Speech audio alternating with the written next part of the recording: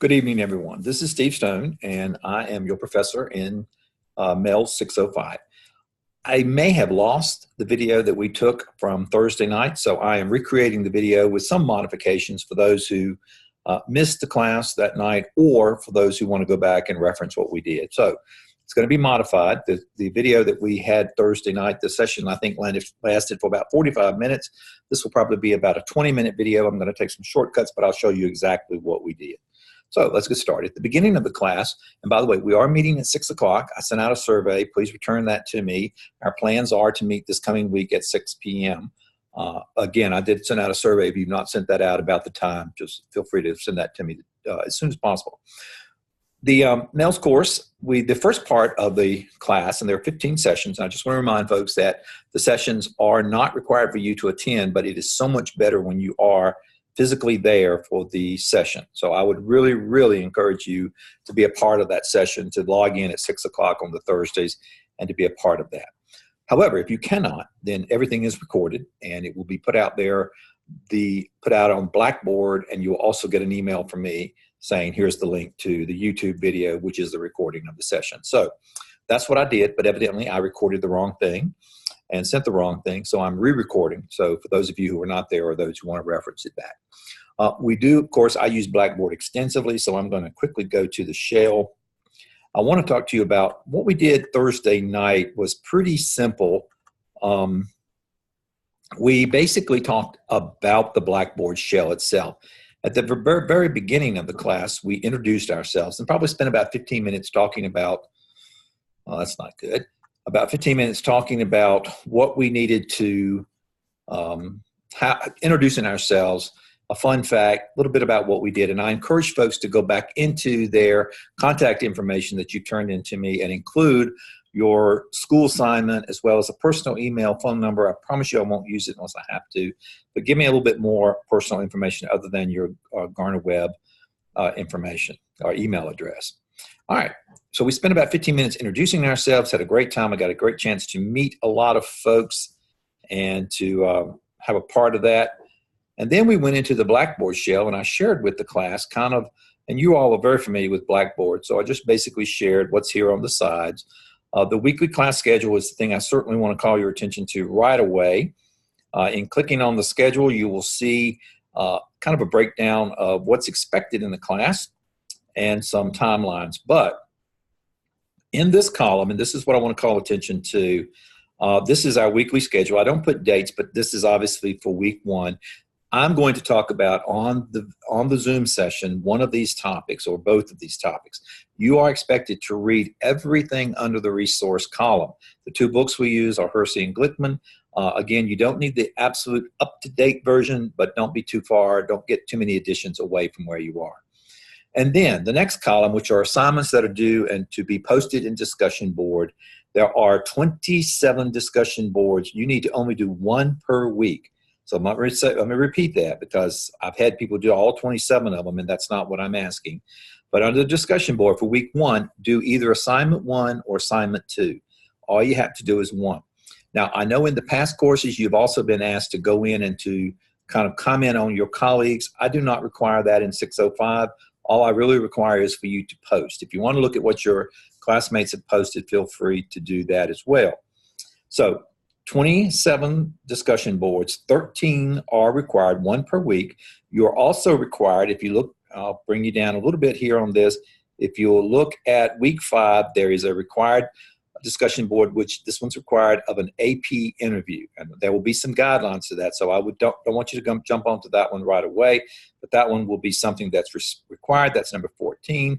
And then the very last one, the very last week of the class, discussion board 27 is required. So between 1 to 26, you're free to choose one of the two, but number 27 is required as well as the AP interview. Now, other tasks that are required in the course have to do with the SIAP. There are 6 components to the SIAP, and you see on the schedule, I've kind of spaced them out so you can keep up with them. I would encourage you to do them kind of close as possible to the guidelines so you don't have all 6 of them to do here at the very end. Also, under Assignment Dropbox, you have 5 scenarios that will be available for you to do. So that's kind of the weekly assignment. Please have please kind of keep up with that so you don't get too far behind with the weekly assignments. Now, going back to discuss to the board, you have your interim materials, task assignment, Dropbox, and this is the place where you go in order to do the SIAP. You see the tasks for all 6, and then your final narrative, and this is the one that I don't want you to do anything with until I've had a chance to sign off on it completely, because this is the one that goes into Turnitin and will become a part of your evidence in TaskStream. Okay? Now, no, I don't want to close them all. Let's go out of this. Okay.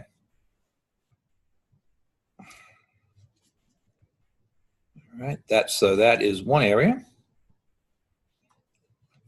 Again, in looking at the side here with the content material, I want to encourage you to go to Course Overview. There you'll see my information, my office information as well. You will see APA Help, TaskStream Weekly Schedule. This is pretty much the same calendar. It just tells you when those 7 items are due for the SIAP, which is your evidence for 607. Discussion board, this is where you find the discussion board questions. Thing that I want to call your attention to here is the AP interview, which is between number 8 and 9. And we'll talk about that as we get a little bit closer into the course. When you get down to the bottom, you'll see that this is only page 1 of 2. And your response, which will click you to page, if you click it, you will go to page 2. But you only have to do 13 of these discussion boards. Now, the other area, there it is, let me go back up. The other area on the side that you need to look at has to do with the scenarios. As I mentioned, there are 5 scenarios that you are expected to reply to, write a 1-page reply and post. And the 5th one is really a marketing plan where I'll be asking you to do some marketing for your school. And if you go back to the weekly schedule, you'll see when the expectations for those to be turned in are. All right. Continuing on down, just giving you a brief review of the Blackboard. There's the grading. And then what I do, as you are familiar with, is divide it into weeks. So last week, or this Thursday, was session 1, January 17th. And in this column, in this category, one of the things we spent about 10 minutes on was to review this video about the School of Education Conceptual Framework. Feel free to do that on your own. It's something that is important to the School of Education that you understand what our conceptual framework will be. This week, or Thursday night, we looked at the Blackboard functions. We did not go into the 21st century framework. We'll talk about that a little bit later on. I talked about discussion board, how you use it, and kinds of things that are effective or needed from it. All right. The other thing that I did was I shared a PowerPoint about effective leadership, and I'm going to go over that with you now to show you basically, this is kind of what I'm going to do at every one of our sessions in which we're face-to-face.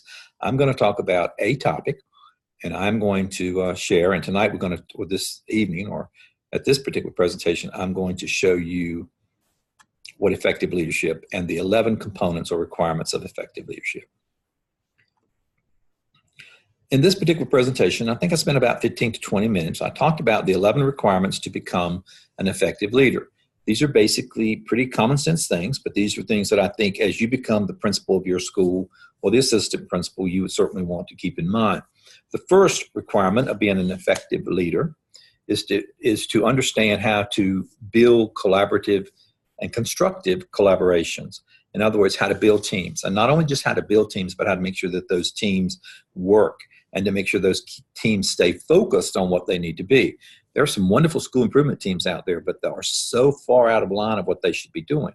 And that's the principal's responsibility, is to keep those teams focused and collaborative, but focused on their goals.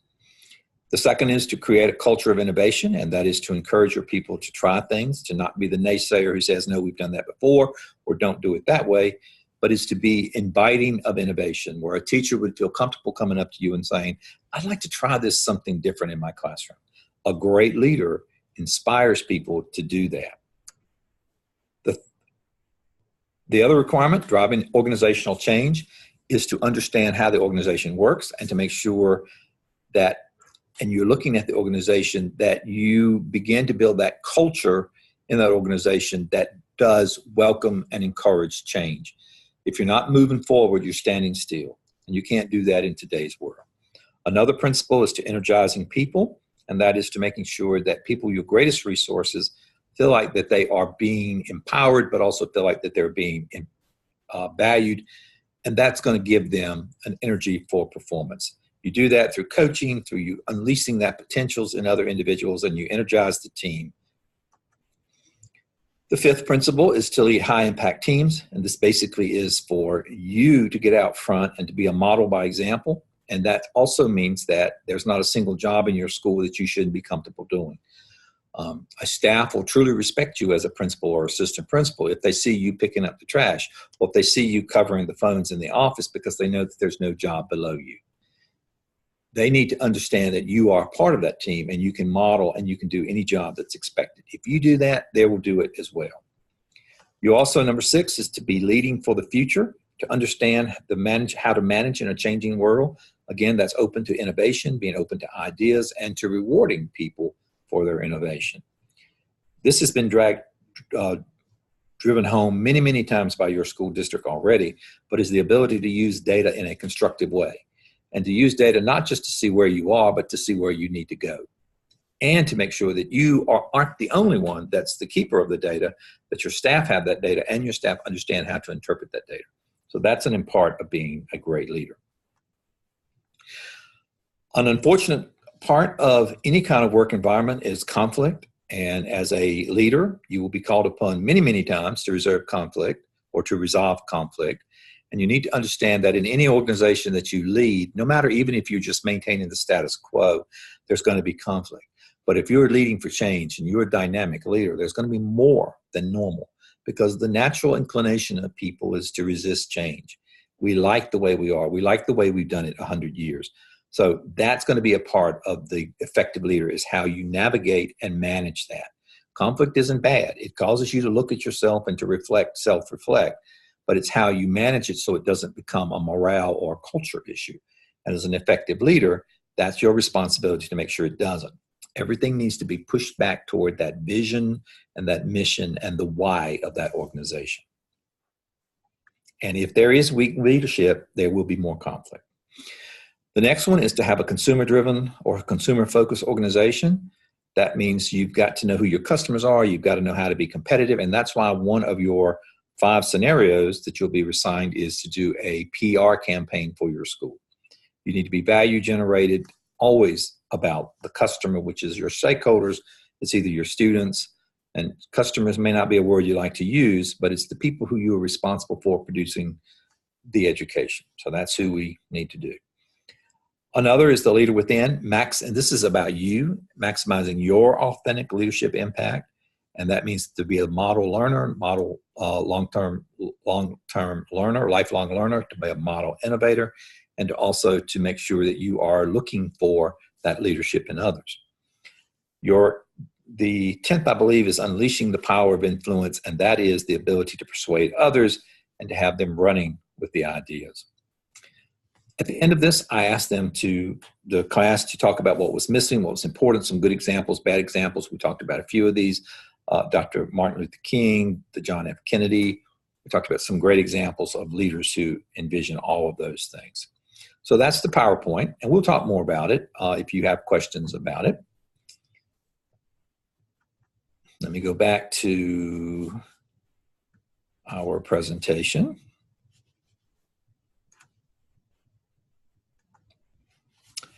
All right. We also, under week session 1, we talked about, or briefly, we talked about, and I gave an assignment, which is what I want you to do. So here is the assignment. On the article that's open to you, the 8 major leadership theories, what I assigned was anyone whose last name starts from A to L, you are to take the first 4 examples and to think of a person who exemplifies that leadership style. So if your name starts with a C, you're responsible for the first 4. And all I'm asking for is an example of someone with that leadership style. Let's look at the first one. The first one is the great man theory. read the description, think of who might be a great example of that. And we'll talk about this on our next class. If the letters of if your last name starts with M to S, then you are to think about the last four theories and to try to think of a name for these particular management theories, an example of them. So that was the assignment. And what I hope to do over the next session when we meet on Tuesday, we'll be talking with Dr. Mark Robertson about your SIP and what he's expecting from that. But we'll also have a chance to talk about some of these leadership theories. I'll ask you from examples that you are responsible for, and maybe we'll have some great conversation about that. And that's the beauty of these face-to-face sessions. It's really better if you're joining in with us so we can have some dialogue with your classmates. All right, going back to the other thing that's available here is just some really great information about the schools within the United States. And anytime I find something that's kind of interesting that I think you may use in some of your research or you may use for anything, and again, all you have to do is just click out of it. You don't have to subscribe to any of these things, if I can bring that down. But anyway, you can click out of it. But I put in resources here that would be beneficial to you, not only in this class, but any kind of class, anything that you may have when you start writing your dissertation or any other kinds of reports that you have to write. All right, that's session 1. And then I kind of took them to session 2 to talk about what's next in our session on January the 24th. And again, right now at this time, that's going to be at 6 o'clock. We're going to have Dr. Mark Robertson, who's going to talk about the SIP discussion. And then we're going to talk about some human resources, transformational leadership, and some other items and topics. So I just want to close up this particular little video with bringing you back to what may be most important to you, and that is, what should you be doing right now? I want to remind you there are 3 places that you have assignments, and the biggest one is under discussion board. And every week you should be addressing one of these discussion boards. This week it should be 1 or 2. Next week it should be between 2 or 3. So discussion board is always going to be one of those places that you should look for when the question is, what should I be doing? All right, the other place, and let me bring you back to the calendar or to this stage. The other place will either be in TaskStream weekly assignments. This is where you enter the SIOP, or in your scenarios. I'm going to finish up this little short video by showing you again the weekly class schedule and talk about that, and then we'll sign off. And if you have any questions, please give me a call or email me right away. I do want to remind you that I'm waiting for survey results from about half of you about whether or not the 6 o'clock time or the 7 o'clock time is your preference. All right, here is the weekly schedule. And again, week 1 was last week. Week 2 is this coming week. I will be talking about the topics and hopefully with some discussions from you. Your assignment is to read within this column the resources, which are both basically the 2 books, and then to answer one of the discussion boards. When week 3, by that point, you should have started, and this is why next week we're going to have Mark talk about the SIEP. At that point, you should have talked about and should have task 1 pretty much ready to be placed in the task assignment Dropbox. Also, you should have gone into the scenarios and pulled out scenario 2 and have a response to that. All right. Well, that is pretty much a quick little review of what we did for the first session. And so let me kind of go back to my screen. Here I am. And to let you know that I look forward to seeing you on Thursday night. And again, we're going to meet at 6 until we decide if that's the best or the worst case scenario. But right now, we're going to meet at 6 on Thursday nights, according to the schedule. Again, it's a pleasure to see you. And let me stop sharing. And we look forward to seeing you Thursday night. And I hope this video helps. And if I find the original video, I will also post that. But I will be posting this video on week 1, as well as sending you an email to this link. Thank you. Have a great weekend. Have a great Martin Luther King holiday.